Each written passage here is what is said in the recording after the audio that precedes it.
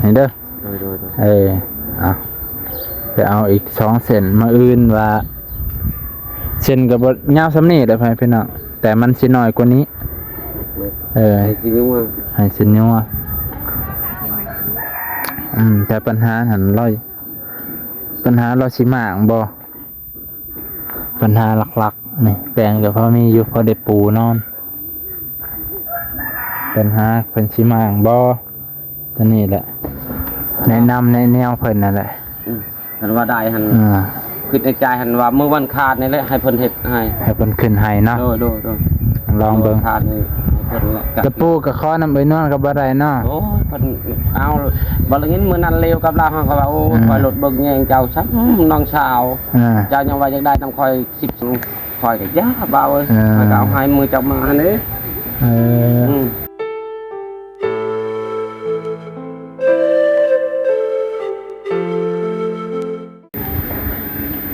สบายดีพ่อแม่พี่น้องตอนแรงๆหัวค่ำมื้อนี้มาเยี่ยมยามลุงดอนคือเก่ามาเบิ่งใหม่เพิ่นพี่น้องเนาะเดี๋ยวไปสอบถามเพิ่นว่าใหม่มาค่าตอกเพิ่นพกหรือยังพร้อมหรือยังนะ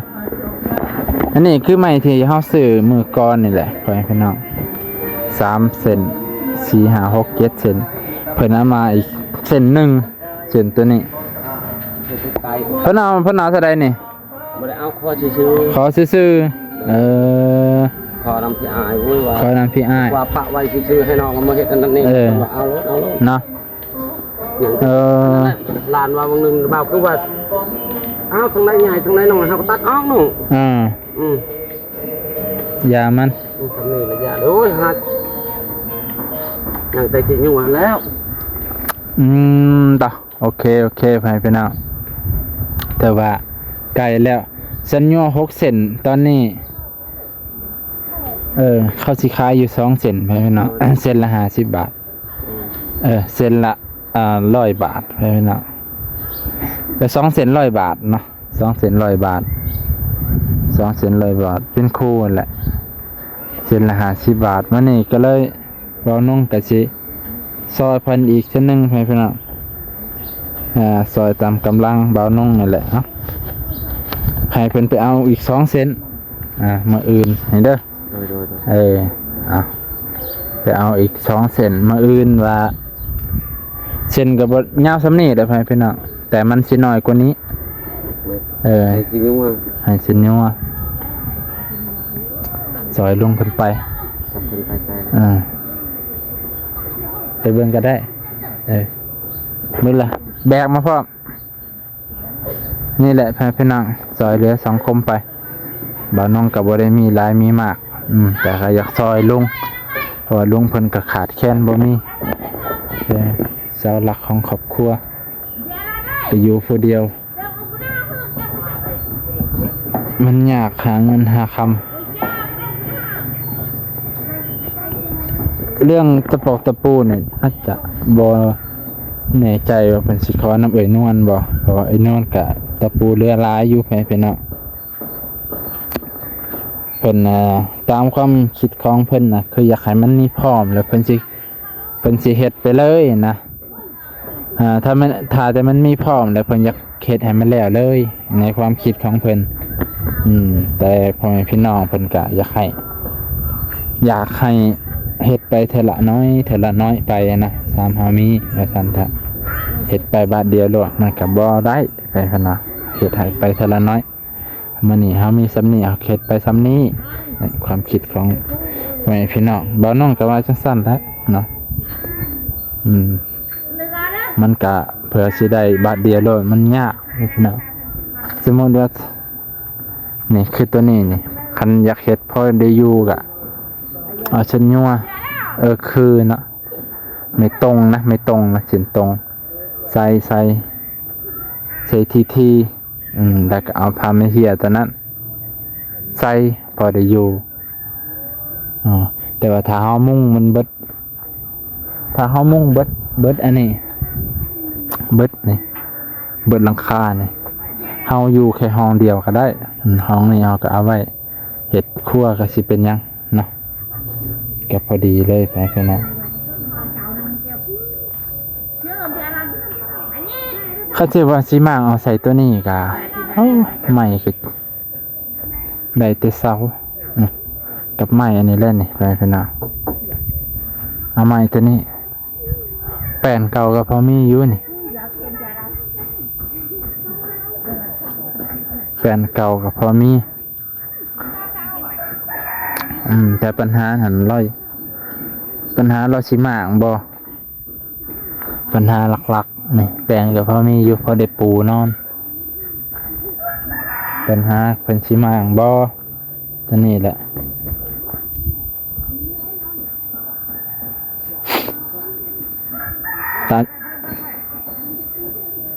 ตามรักเพิ่นน่ะเพิ่นอยากให้มันได้พอเบิดทุกอย่างจะเฮ็ดโอ้อีกหลายให้พี่น้องอีกหลายเนาะ เขาไปโคกได้ป่าวะ ไปโคกแล้วว่าบ่เป็นหยังมาอื่นก็ได้เอาถือไว้หล่นเงิน แล้วว่าอยากได้บ่ยังชีโตหันชีชอยหานี่ก็ว่าครูได้ครูหนึงเช้าครูหนึงหัน50เด้อไม่ค่ะมาหอดเฮือนแล้วก็ว่านี่ชีโต เจ้าก็แกะมะขามใส่พร้อม มาข้ามมืดเลยบ่าวเขารัก เบิดเลยเขา เราเคยแกะเลยบ่าวบ่อยู่ดอกนี่ก็แกะแค่ลูกเนาะลูกหลานเท่านี้แหละอยู่เลยมืดแล้วครับ เบิดแหละแต่มะขามกระเบิดเลยไปพี่น้องบ่มีหยังขายบัดนี้ โอ้ยตัวเองว่าปะว่าให้มันทุกข์ของเอื้อยเขาอยู่โคกไปเบิ่งทองมือเขาเห็นอันเที่ยงแล้วจนบ่เห็นคันบ่พอได้ โอ้เขามาลัก เอากลางคืนเขามาขายเขาเป็นจับนอนเขาบัดบ่ได้นอนก็พาเอาไปเบิ่งช่องมือหันเตียงตับเลย ปาดตก ไปกับหลานวานนี่ก็บ่ได้ยังอยู่ขายได้โลนึงได้เท่าไหร่10,000ไปกับเตามันยังไปโคก ไปพี่น้องมันนี่ก็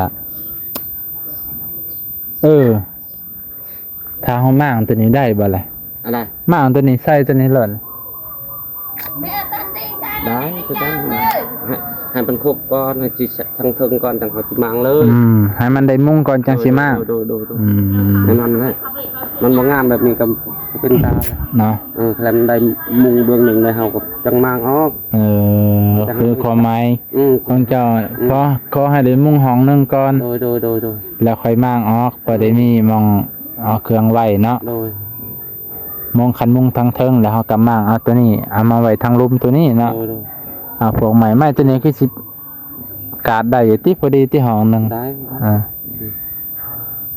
จังซั่นก็ได้เพื่อให้เฮ็ดให้มันงามกว่านี้เฮ็ดเฮือนครัวอีกเด้คันไว้บ่มีแต่เยอะนั่นแหละเพราะว่าเฮ็ดเฮือนภายเลยเด้อเฒ่าเอ้ยเจ้าเที่ยวขึ้นเที่ยวลงนั่นโอ้ยมันบ่งามเลยคือตาน้องเฮาก็ดังอยู่พุ่นก็ได้นั่นห้องนั้นสมมุติว่าเฮาเฮ็ดห้องนึงนี่เฮาห้องนึงเอาไว้นอนนี่ห้องนี้เอาไว้นอนห้องนั้นก็บ่พอปูก็ได้เฮายังบ่มีเงินปะไว้เฮาได้บ่พอปูเฮาก็ปะไว้มีแต่ปูห้องนี้ไว้ก็แล้วก็คันมุ้งก็ให้มุ้งสุดตัวนี้เลยขอให้มุ้งสุดแล้วก็พอไปพี่น้องไม่ใช่เรื่องง่ายๆโอ้โหพอไก่ทำนาที่รักเป็นยังพอให้หลานจะเชิญมาเฮาให้ทุกวัน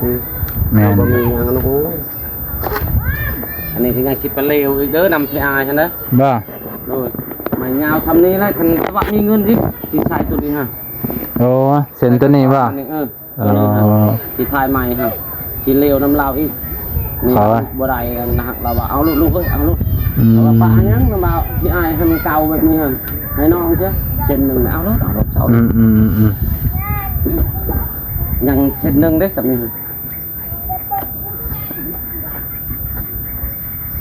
ขอน้ำพอดีเขาคนมีเงินโอเคไปนะตอนแรงตอนค่ำก็มาโอลมน้ำเพิ่นมาแนะนำในแนวเพิ่นนั่นแหละหันว่าได้หัน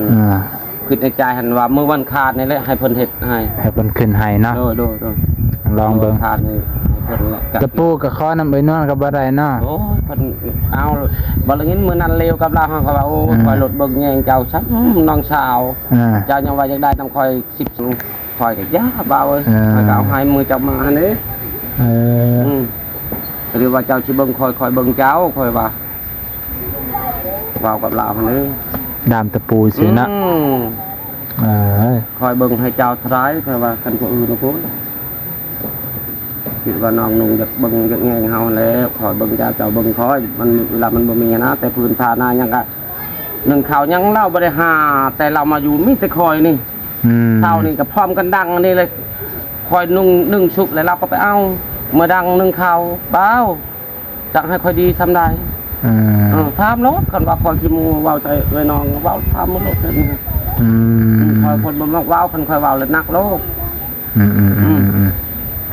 แต่คอยคิดเห็นเราคือกันเราอยากรู้นะปกติดอกคำบ่ได้ก็เอารถเขาว่ามื้อนึงรถเมื่อเอารถให้มื้อนึงทำนึงงามบ่ได้หายบ่ได้เกลียดดอกมันเฮ็ดเกินพุ่นแล้วตักแผ่หนักนะลำบากหลายนี่แหละเพราะชีวิต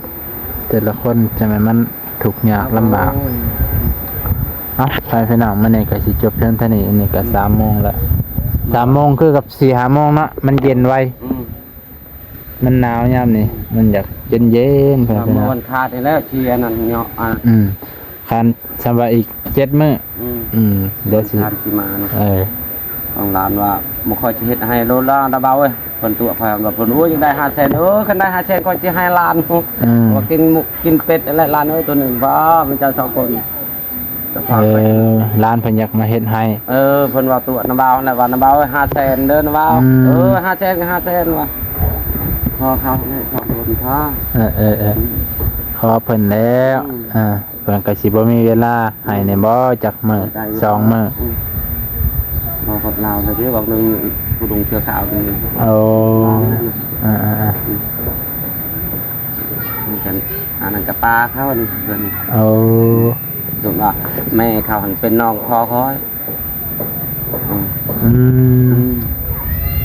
กับมืดเลยเด้แต่ยังแต่ทำลูกชั้นเตาแล้วนี่ก็บังแย่งกันเลยเฮ้ยพ่อแม่ก็ตายหมดเลย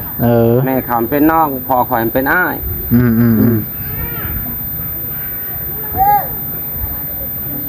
มานี่ฮิปกลับกันขอบใจมาอื่นเมื่อวันคานบ่เมื่อวันคานเนาะ